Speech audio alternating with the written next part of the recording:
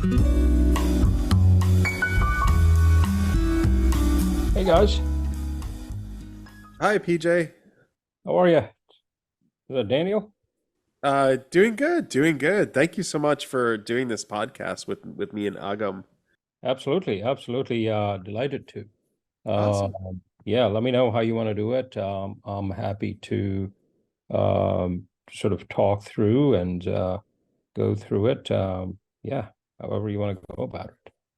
I guess you're actually the first guest on this podcast, so this is going to be like an open forum. Free, honestly, we're just going to ask you questions and feel free to like direct the conversation wherever you feel like you would like to take it. But we could start off with like Checkbook IO and like why, like, is that like, was that your big vision of like where you wanted to like going through life, like where did you start and how did you become an entrepreneur and how did you get to this point where you're running this amazing company that's like super innovative in Silicon Valley?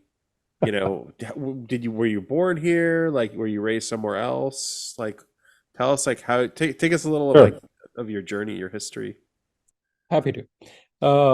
So my background, born in India, college in Ohio, and lived a bunch of different places, including a long stint in Tokyo, Japan, with a Japanese company.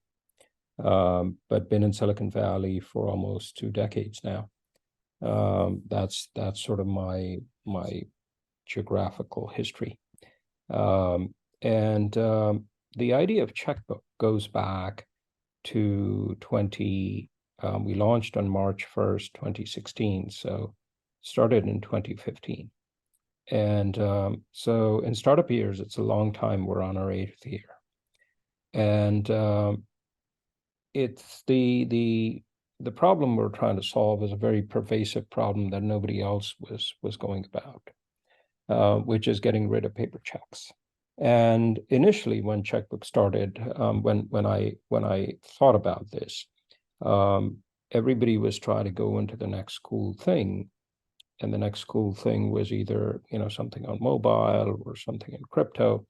And while a lot of that is good, uh, good innovation, the reality is that when I saw the raw numbers, I looked at the payments report from the Federal Reserve for the year 2015, and that told me that there were almost 16 billion paper checks being written in the US, transmitting a total of more than $20 trillion.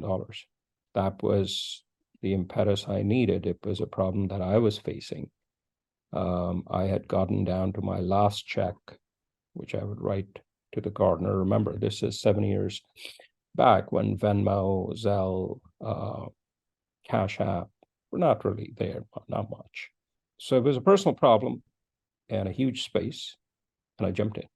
It was it satisfied my payments bug. I'm an ex-Visa guy. I used to be at Visa on the tech side, and I got jaded with the way banks and large card institutions work and the slowness at which they move. And the fact is that it's not that they're bad people. It's just that unless there is impetus from the outside, there's no incentive for them to change.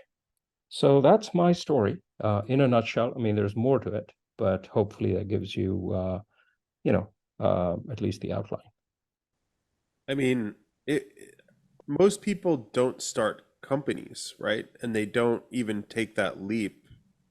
And back in 2015, there wasn't a lot. There was some support for startups, but not a lot.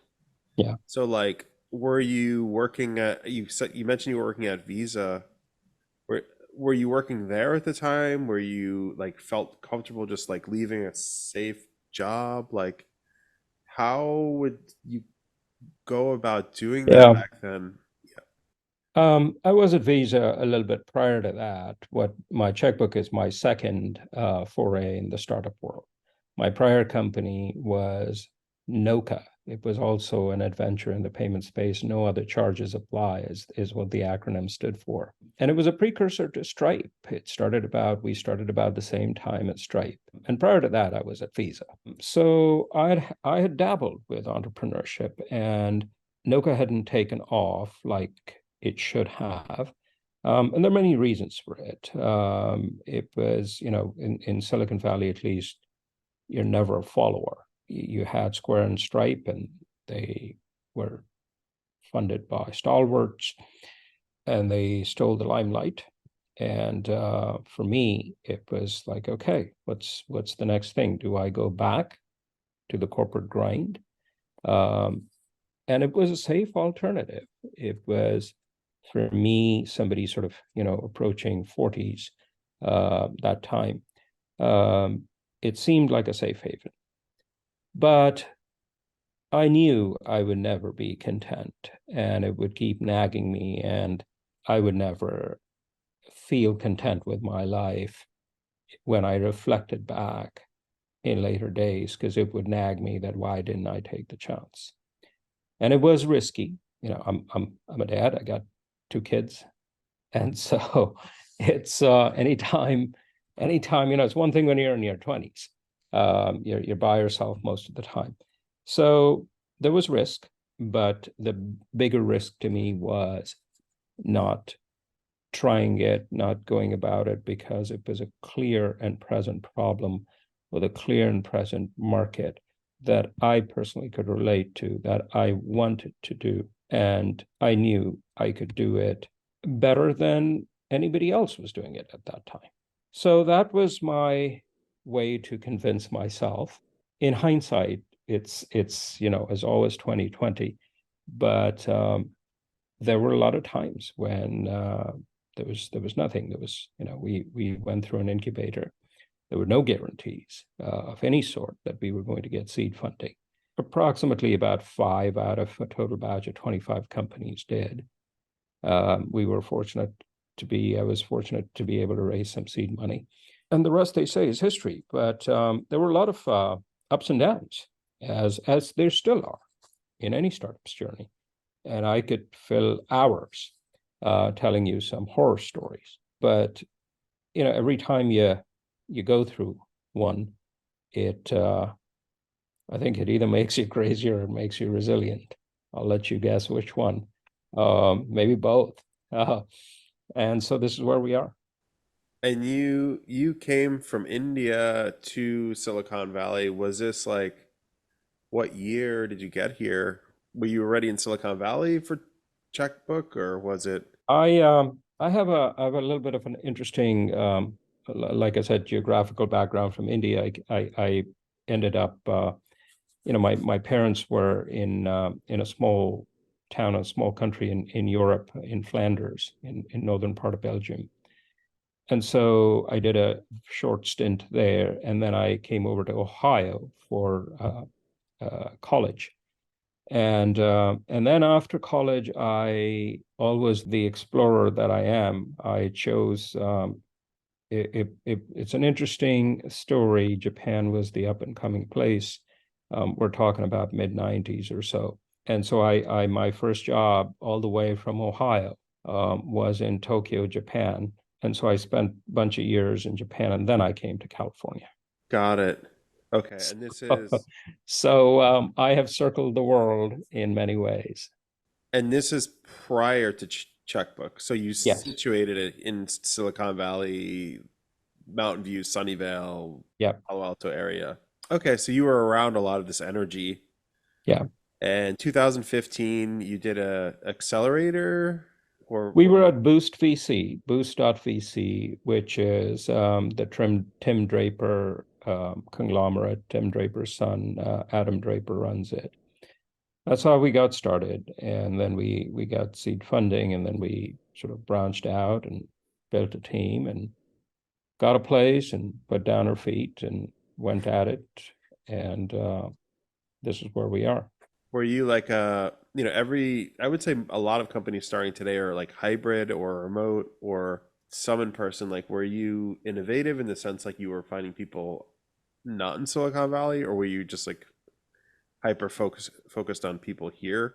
Look, when you're doing a startup, I think the most important thing, of course, the product market fit is very important, but it's also equally important, perhaps even more, to build the right team that gels the right way. Because a startup by definition is going to have ups and downs. And while there are ups, life is easy. It's when the downs happen, is when the team comes together and says, hey, we're going to do it regardless. And in order to build a team, again, this is all pre-COVID. So you need proximity, you need the people affiliation. You need to be able to see each other, talk to each other, feel each other, and commiserate with each other and celebrate with each other. So the short version is that we had most of the people local here. We had a few that were remote and overseas, but majority of the team was local in Silicon Valley. And it was a small team, less than 10 people, single digit number during seed years. And we went at it with fervor. And as the saying goes, you get the right people and you can do 10x the amount of work that would be done at a large corporation with similar number of people. Got it. I've been taking a lot of the time, Agam. I don't know if you have like questions yourself. You feel free to just jump in, but Agam is doing the podcast with me. I know you have some questions, Agam. I'll let you take the stage for a second. Sure, yeah. So awesome. Thank you, PJ, for sharing this. And I'd like to turn the table towards Daniel. Even you are a serial entrepreneur, and currently JustPay is a Y Combinator in the Y Combinator program. So I would love to know about how the accelerator program is rewarding to JustPay and how it has been the journey with the growth of JustPay with Y Combinator. Yeah, I mean, I could answer that question, but I definitely want to focus on PJ a little bit. But I think it was a great experience, and I did Y Combinator, two-time founder doing Y Combinator. I really, really enjoyed the process of just working with the team there. I think it's hard enough to start a company, so I really like. I'm glad PJ went through an accelerator. I feel like your chances go up in some senses, Yeah. but it was a process, and it was they put you in kind of like a boot camp where you're there for 3 months and you're very intensely working on product like market fit and getting users and building as fast as possible. And I think there is a pressure to like present at demo day. I'm sure it's probably like that with Draper's son's Yeah, accelerator, it's very similar.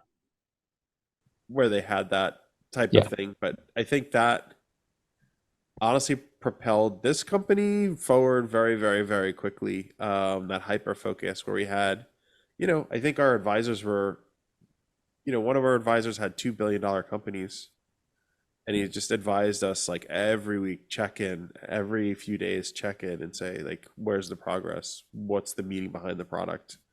Those types of questions from someone who's done it two times over, $2 billion companies. I'm like, that is very, you work with someone like that and you get a lot of insight, really quickly. But I guess working with Tim Draper's son, PJ, is it like that also? Like was it? In some ways, yeah, yeah. In some ways, in many ways. I mean, Draper family has been one of the pioneer venture capitalists that has become what is known as Silicon Valley venture capital ecosystem.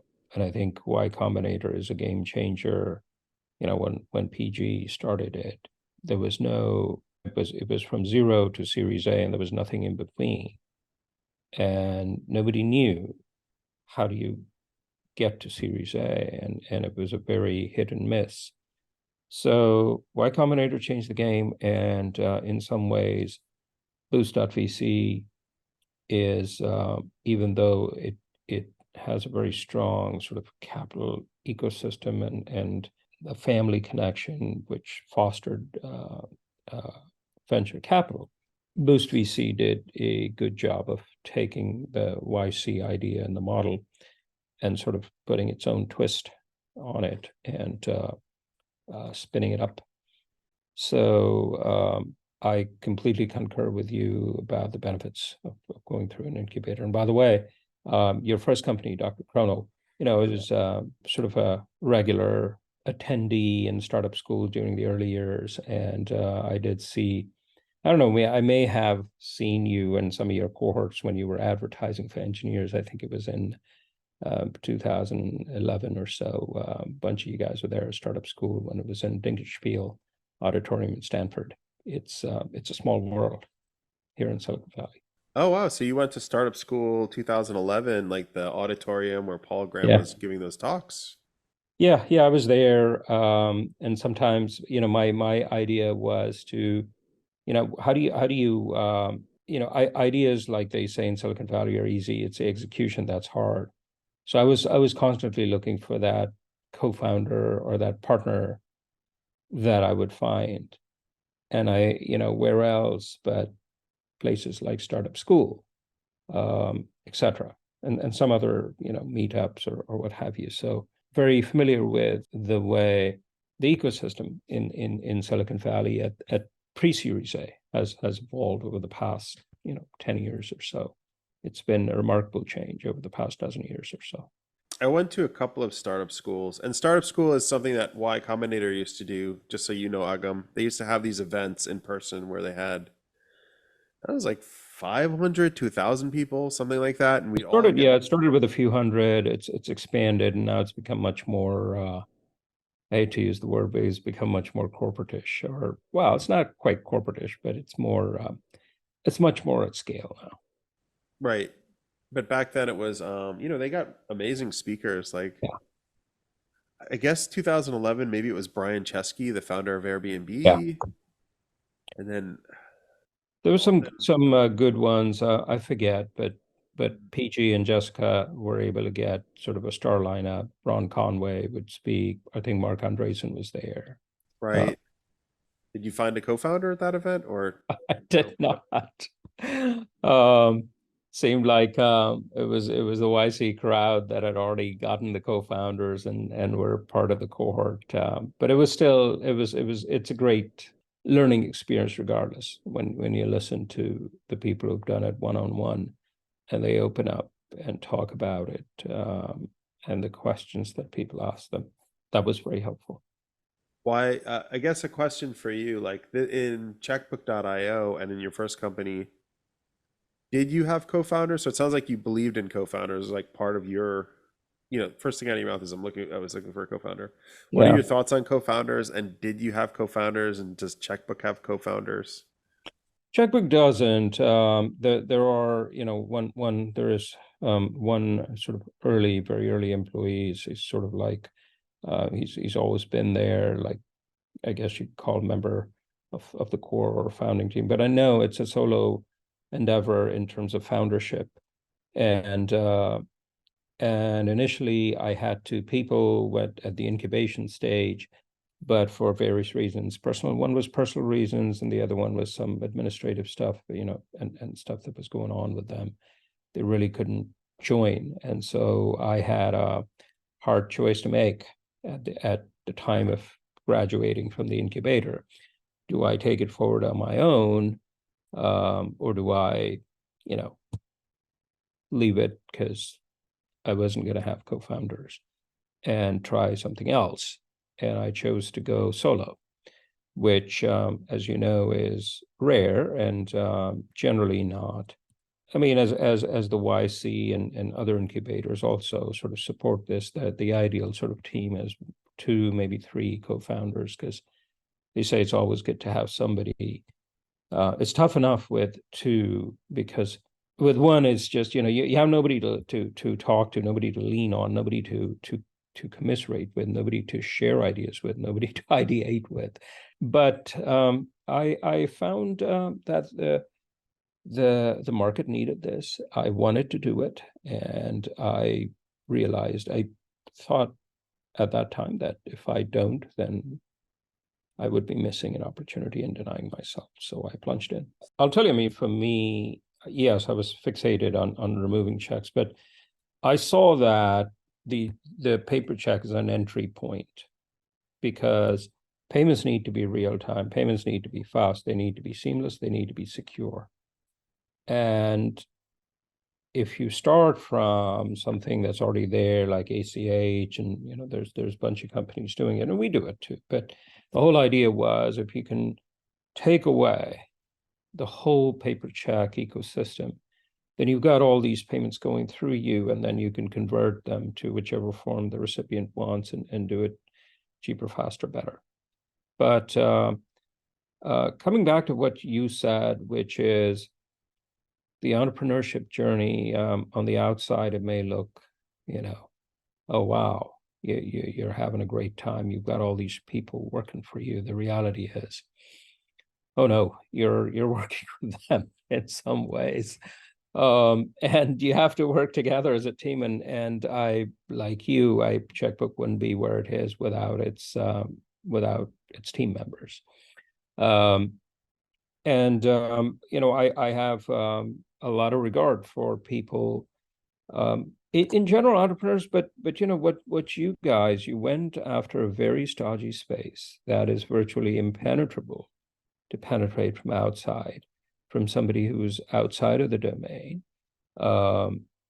And you did it. It took you some time, and you had an exit, and I believe you sold to software, to EverCommerce, right? Yeah, that's exactly right. Yep. Big, Yep. successful company. Yeah. Yep. Yep. And so first off, congratulations. And secondly, tip of the hat, because you went into a very, very restricted space and built something there that has been a game changer. And the fact that you were even able to get in, and even get to the part where you're exiting or selling to a company is, to me, a phenomenal achievement that many companies that have had much bigger sort of funding rounds in the past have just not been able to penetrate healthcare, period. Yeah. I mean, I think one thing that, I'll just bring this up, is perceptually people view like huge funding rounds as equating to success. Yeah. And I just see it as a like checkpoint across a journey that may end in failure. The funding doesn't mean success. And a lot of like, I think it creates this sizzle out there. It's like, well, you're guaranteed, you've made it to this safety point. Like, I think that's something that, now it's more apparent than ever. Like, there's companies out there struggling that have raised all this funding, and they have these huge valuations, and they have no revenue. Like, that's Yeah.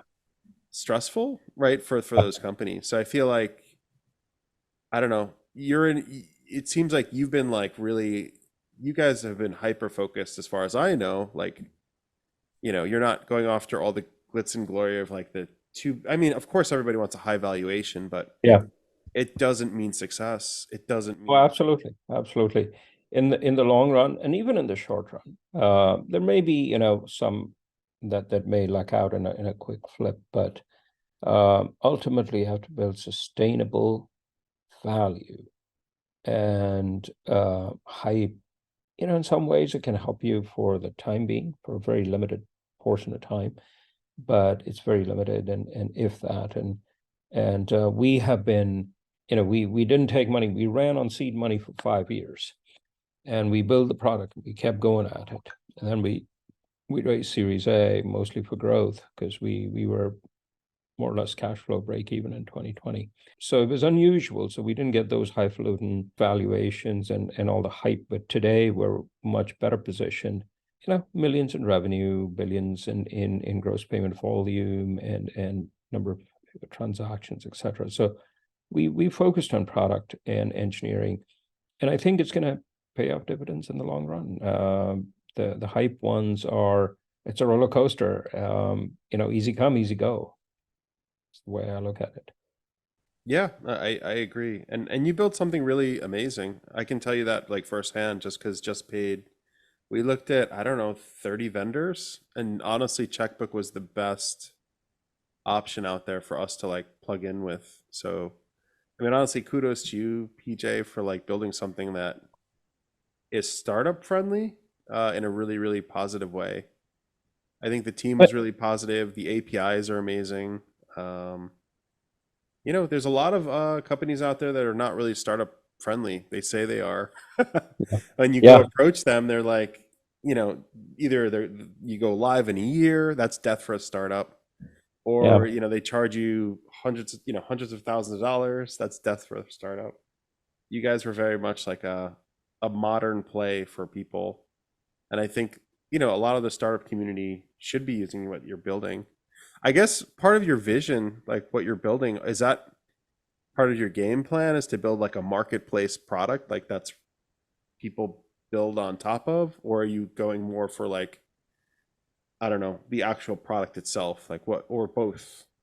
We started with the actual product and we've evolved into a PayFac marketplace because the whole idea is um, a lot of companies are wanting to send out payments seamlessly and wanting to receive payments seamlessly. And there are other payment processors who don't have what we do. So there are two ways for us to grow. One is to grow directly, which we are, but then it involves sort of going in direct sales. The other one is more what we call a little bit more towards a partnership or a channel type growth. Because we have this product, why not build it in a marketplace manner where we can get the partners, the fintechs or the other payment processors or the other aggregators, give them the tools that they can white label and then they can sell to their customers, thereby building a channel. Because the second hardest thing after raising money is getting revenue and getting scale. I mean, everything's hard. Product market fit's hard. Okay, hiring people, the right people is hard. Building the right culture, everything's hard. But unless you have a clear sort of go to market and a trajectory that is sustainable in the long run, all it is just all the hard work of the product build-up and the engineering that has gone in is going to come to naught. And it's sad because all of those people who spend their sort of blood, sweat, toil, and tears building the product, that the product is serving a niche that is unmet. But how do you convince the world? How do you show the world? And that making that leap, and this is one of the things that I think PG and his team at YC were very good at.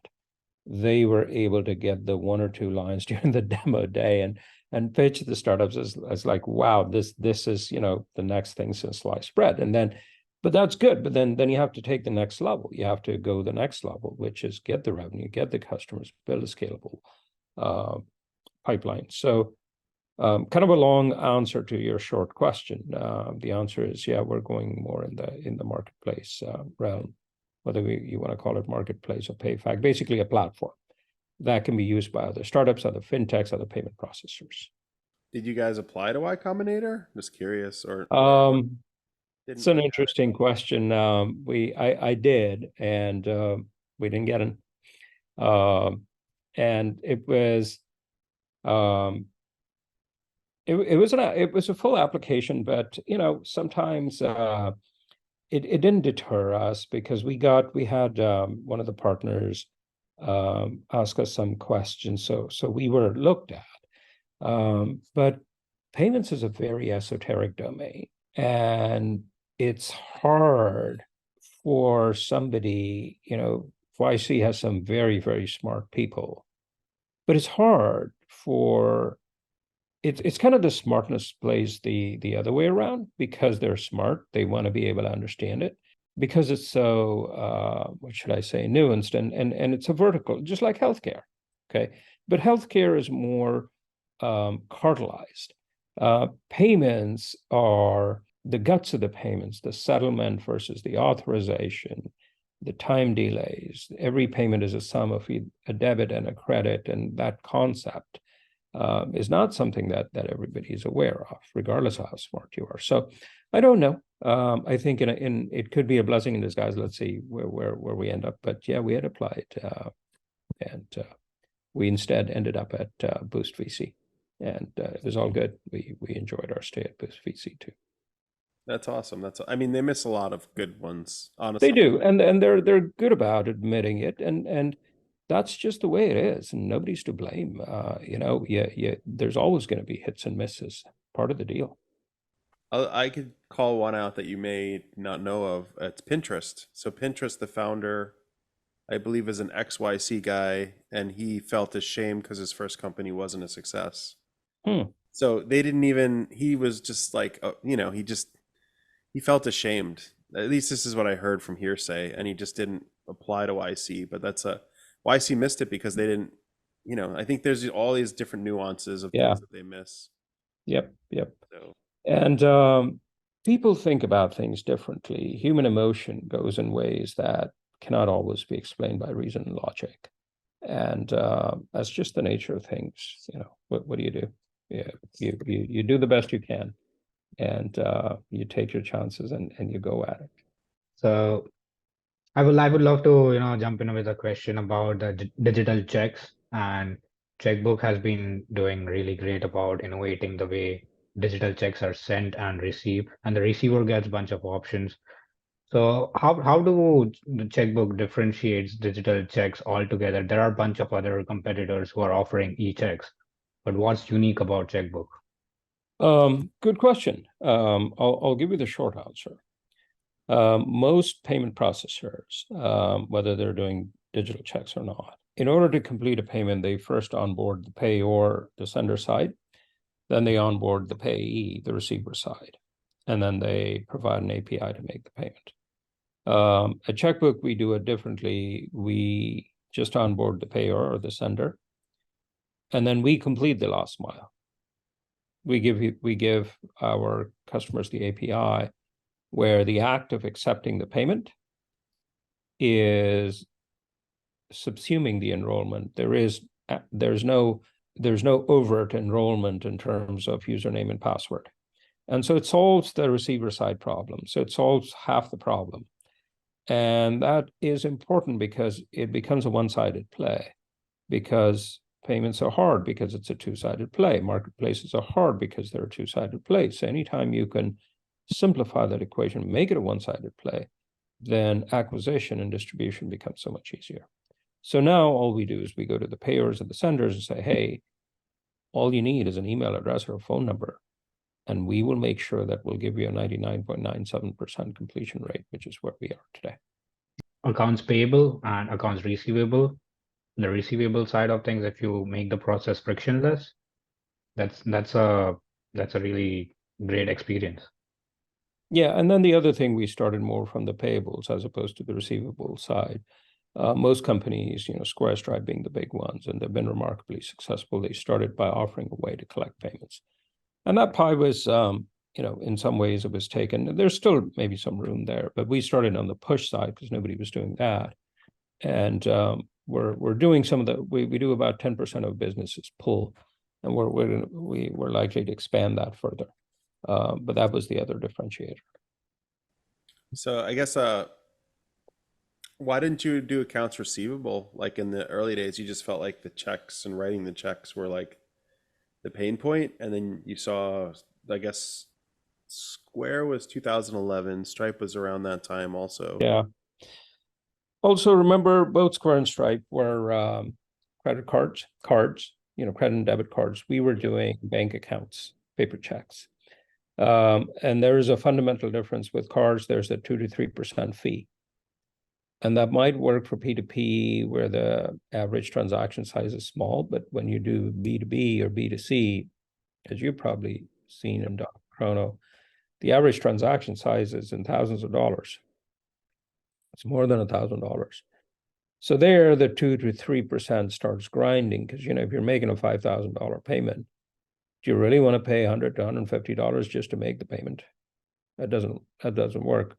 Why not pay less than $1 and go through some form of bank transfer, either whether it's ACH or wire or check, digital check, or nowadays you've got RTP and FedWire coming up. So that was our play and our game. And it's and I think it was a much needed place in the market.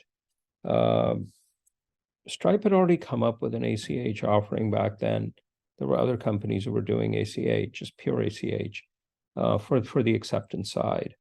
So we felt that the accounts receivable part, there's just, other companies who are doing it, and we will be one more in the cog also ran. And there was just not that many doing the push side of things, and the market seemed ripe. So we went at it. Got it. Okay. That makes a lot of sense to me, actually. I try to avoid those now personally. Like if I have to pay something that's huge, I'm like, I don't want to, you pay the government. They're like, oh, there's a X fee. I'm like, I might as well just, send the money directly and not go through like a credit card. Yeah, Makes a lot of sense. that's true. That is true. Well, whereabouts, Daniel? I'm sorry, I should have probably asked you this at the outset. Are you local here, also in Silicon Valley? Yeah, yeah. So I moved here actually, a little history. I think it was 2011, 2010. I emailed Y Combinator. They said that there was someone in New York City and they could meet me. It was the co-founder of Reddit. Oh, Met me at my offices for Dr. Chrono, saw the stuff we were doing, and he convinced us like to fly to California for a quick 10-minute interview. And we flew and did the interview, and after, they basically said you have to live here 3 months just to get their funding, which, it was at the time I was like, yes, let's do it. And then looking back, I couldn't leave California. Once you're situated here, there's so much here. It there was like is. impossible to leave. Like you live here, PJ, and Agam, Yeah, you're here.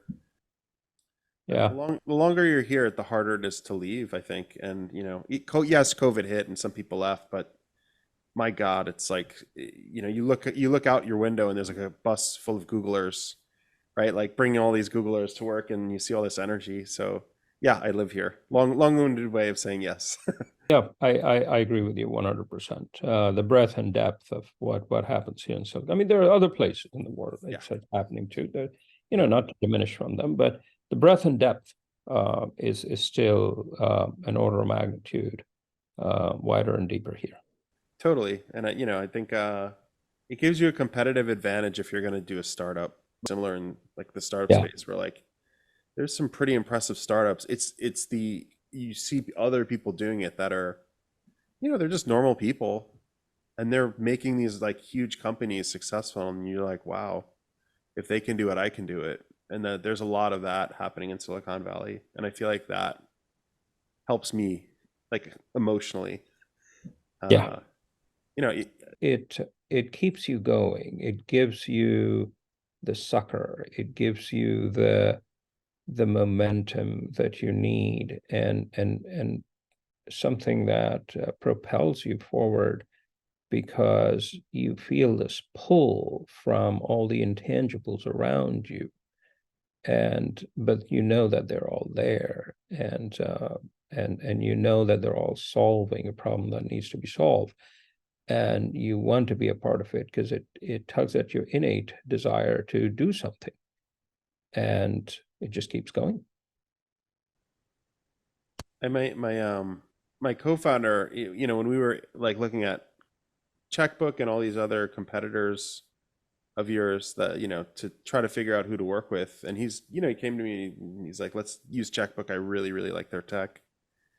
I actually asked him like where are they located, and he's like Sunnyvale. I'm like, okay, Silicon Valley. Their chances of success are probably higher than some companies that are not in Silicon Valley. So if we build on them, we'll be in a better spot because they at least have that support system in place, and in so many ways.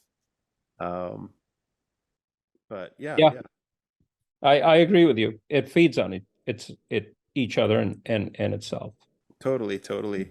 But I know we're at the top of the hour, we're running out of time. But Agam, do you want to take it away with like one last question, and we could end with one last Yeah, let's talk about question. AI. Would love to have your take on how do you envision the future of fintech using AI? Two parts of it. One is the operational part. AI is going to be a game changer. It already has been in things like customer service, data analysis and getting the data and asking the question, hey, where's my payment? What happened to it? And those help us a lot in streamlining our operations and making it more efficient. That's the operational part. Now, does AI in its generative language form today that has really taken the market by the storm and has created a lot of mind share, does that in any fundamental way change the game for us in terms of, I mean, we are at the root of it, at the core of it, a transactional processing system. We're a TPS. And AI doesn't affect the core of it. I mean, we are building a way to move money from point A to point B most efficiently. I mean, at the end of the day, it's a movement of a few bytes securely from one point to the other. That's really what a payment is. So that portion does not change with AI. It becomes, you know, if operationally it is really helpful to us. So AI is going to have, again, generative models of AI are going to have phenomenal impact on various industries. But again, I agree with you, Daniel, that it's not by any way, means, or shape like, oh my God, all the, you know, 50% of the jobs are going to change in the next 5 years. No, by no means. It will have an impact, and the impact, the full weight of the impact is TBD. But it doesn't change fundamentally our core business as we see it, at least in any way that we can imagine. Yeah. And I would love to know, like, your moonshot idea with AI. Like, you know, if you get an opportunity to use it somewhere in the fintech world, what could be a moonshot idea about that? It could be something from a user perspective that says that, hey, tell me what's the best way for me to accept payments. Should I do it in fiat or crypto, given my past history? And that's something that could be fed into an AI model and insights gleaned from it that, as a human, that might be things that I missed. Yeah, I mean, you know, moonshots are hard to tell like what Yeah. is really going to be exciting. I do notice that there's you know, it's good at research projects, the AI that I've been seeing, and some of it has been struggling in terms of just like number crunching. So, you know, you're going to see a lot of different technologies like blend together, like a pure calculator and then generative AI, and like things might branch depending on the question that's asked. Because, you know, if you ask generative AI, what's two plus two, it might just make up the answer. So it's like there'll be a lot of if statements happening, like if you ask this type of question, use this type of new algorithm. If you ask this type of question, so you're going to see a lot of like interesting strategies in AI that are gonna come out. But like moonshot type product like things, I think it'll be, you know, it'll be interesting. Like if a company is in dire straits for something that like they're lacking, like maybe their burn rate is too high. Like if AI can actually help you with that and just Yeah. say, hey, your burn rate is too high. You just hired 6 people. What are you doing? Says that to the CEO as like a AI CFO. Yeah. You're burn, you know, you have 4 months of burn. If it could calculate that and understand everything and everything that's happening in the organization, that's where things get really protective. And I think a lot of companies don't understand that, you know, and that's why you're going to see all these companies like struggling because they're over hiring, or, you know, Yeah. there's these other problems happening out there. But, you know, I'm excited to see that stuff, honestly. Like that's the stuff that I would love to see. And that's where Just Paid is like thinking about the problem also. But it's in an infant stage of it all. But yeah, no, anyway, I thank you so much, Very. Pete. Go ahead, Daniel. And I was going to say the same thing. Thank you, Agam, for getting this going. Very useful. We used up the whole hour. I was like, what are we going to talk about? It seems like we still have things, but thank you. No, this was great. We didn't want to take too much time, PJ, just because it's a late night, and but this was amazing. Me and Agam are going to edit it, and then we'll post it. You'll be the very first podcast on the podcast, and I'll send you a link to it, and then you know, we'll just market it, and it'll be out there. So thank you Let's do again. it. Let's do it. And thank you both, All right, Daniel. thank you so much for your time, PJ, and Thank you. Later. Awesome. All right, guys. Well, thank you so right, much, PJ. This is amazing. Take care. Good night. good Bye, night. guys.